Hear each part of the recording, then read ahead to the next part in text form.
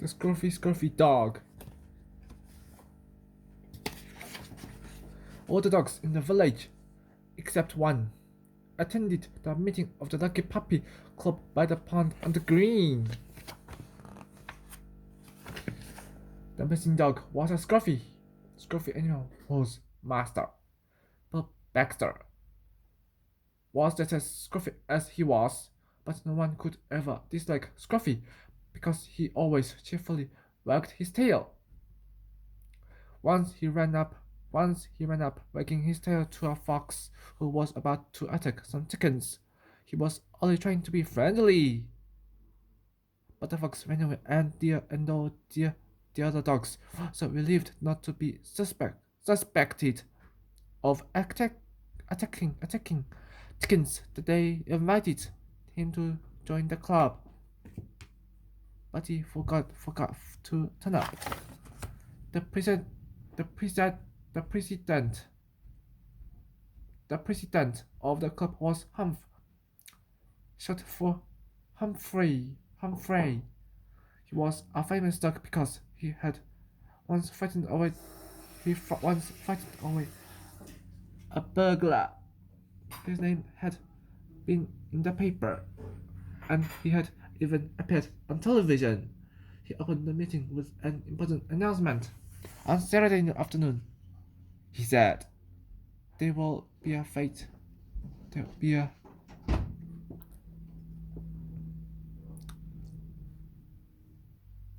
Fate.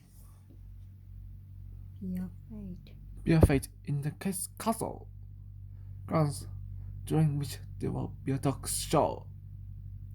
I propose that each of us wins one event so that everyone gets a prize. All those in favor, please wolf. All the members wolfed.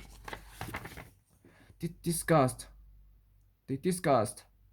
discussed who would win each event, and it was surprising how neatly the prizes could be shared. But then Fifi, the pretty poodle who barked with a French accent and smelled of lavender, asked a difficult question. What about Scruffy? I know he was forgotten to come to this meeting, but he is so good natured, and he has never won a prize in his life. I'm sure that if he could, he would be much sensible afterwards. Fifi knew how to behave properly. Fifi knew how to behave properly. She belonged to Lady Bird, an important local personage. All the dogs agreed. The trouble was, what could Scruffy possibly win? He wasn't very long or short. He wasn't very pretty. He wasn't very clean. In fact, he wasn't anything in particular except Scruffy. In any case, the only prize left was for the most obedient dog, and Scruffy certainly wasn't very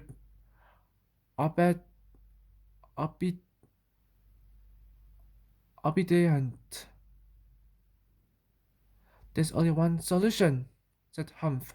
For that event, we shall all have to be more disobedient than Scruffy, and any dog who cheats by behaving well will be expelled from the club. So that was that.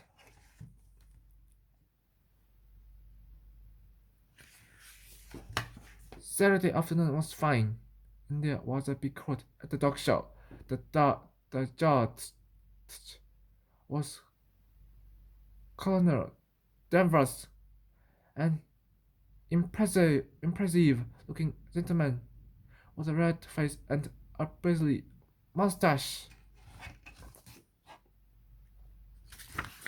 Everything went exactly as planned by the dogs. Scamp, the wire-haired terrier, cocked his head on one side, with such a perky expression on his face that he easily won the trickiest dog prize. It was ideal for him, a wire hairbrush. Shaggy was the shaggiest dog and was presented with some simple powder, dips and dabs. The twin puppies were obviously the tiniest dogs. They won a bouncing ball between them, and when they played with it afterwards, that was difficult to decide which bounced higher, the ball or the puppies. By far the fattest was Sally, a greedy black spaniel, and she was given a bag of biscuits to make her fatter still. Fatter still. Sausage and mash. Very, very long brothers. Each wanted to be the longest dog. Sausage cheated by sticking his tongue out at the front, but Mash got his own back by sticking his tongue out at the rear. It was decided that they were of equal length and they won half a sausage each. As expected, Fifi was the prettiest dog. After receiving a bottle of lavender water, she paraded, tumbling with Lady Elizabeth. The little girl was delighted to get her ball back, but Bill Baxter was furious because they were in such a fuzzy state for the competition, which was just about to start. And that was when the members of the Lucky Puppy Club shouted so clever they could be.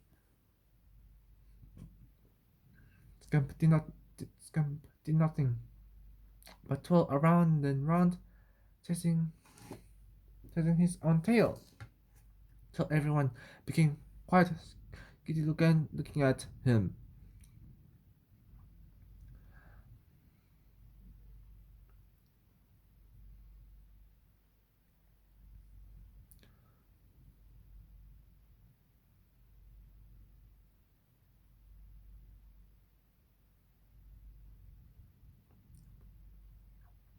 Shaggy pretended not to be able to see through the hair in front of her eyes, and blundered about barking into people.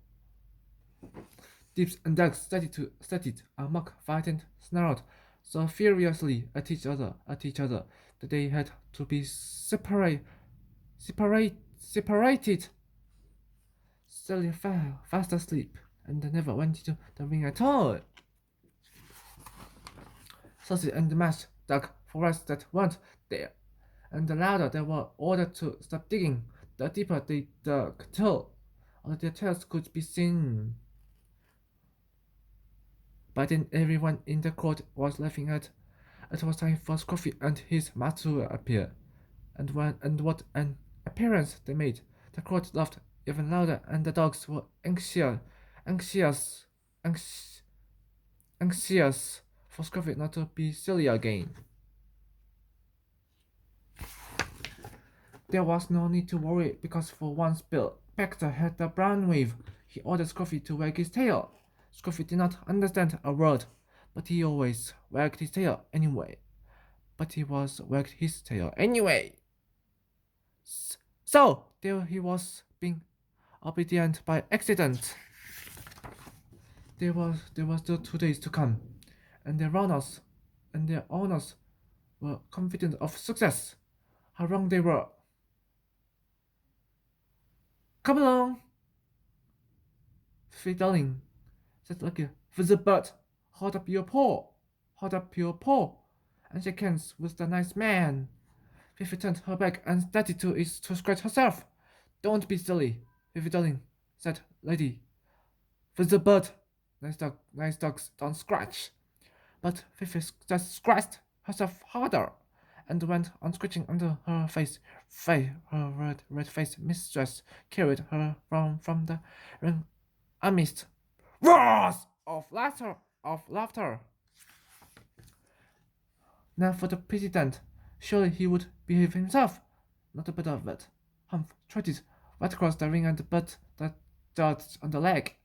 It was purposely only a soft bite that could not possibly harm anyone, but Colonel Danvers hopped about, making such a furious fuss that Humph felt dearly like putting his other leg for him. Like biting his other leg for him. So Scruffy was the winner of the most obedient dog competition after all, even if he was covered with mud and had only been obedient by accident, and Hump's clever plan for every dog to win a prize had worked perfectly. Colonel Danvers presented Scruffy with his prize, which was a smart red leather collar, amidst great applause from the crowd. What is more, a few days later, the little grey girl, whose ball had been rescued from the moat, gave Scruffy a silver medal to hang on his collar, with his name and address on one side, and on the other side were engraved these words: